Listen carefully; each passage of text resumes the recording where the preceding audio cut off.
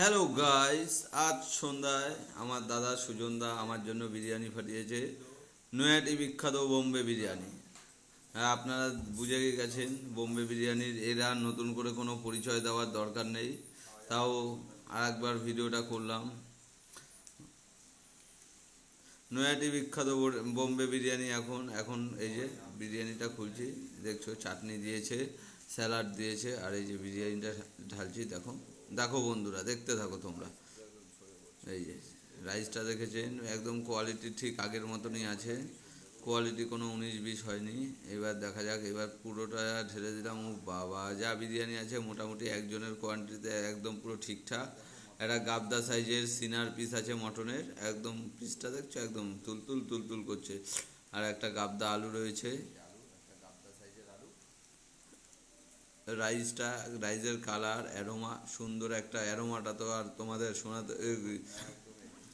শোকাতে পারবো না, গন্ধটা, স্মেলটা, অ্যারোমাটা, সুন্দর একটা অ্যারোমা আসছে বিরিয়ানি থেকে, একদম সুপার।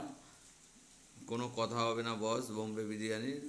অ্যাকচুয়াল বোম্বে বিরিয়ানিটা আমাদের বাড়ির মোটামুটি সবাই ভালো খায়, বিশেষ করে আমার ভাগ্নি তো কোনো কথাই হবে না।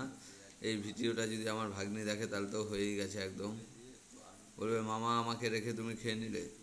এই যে পুরো একদম নিচে করে এই মুখে ঢুকিয়ে দিলাম, চালান করে দিলাম মুখে একদম। ও ফাটাফাটি ফাটাফাটি, সেই একই লেভেলে। এবার তারপরে একটু চাটনিটা খেয়ে নিই, এই যে ধনেপাতা চাটনি, আর এত বড় একটা লঙ্কা দিয়েছে আমাকে ভালোবেসে। যদি লঙ্কাটা না খাই তাহলে হবে?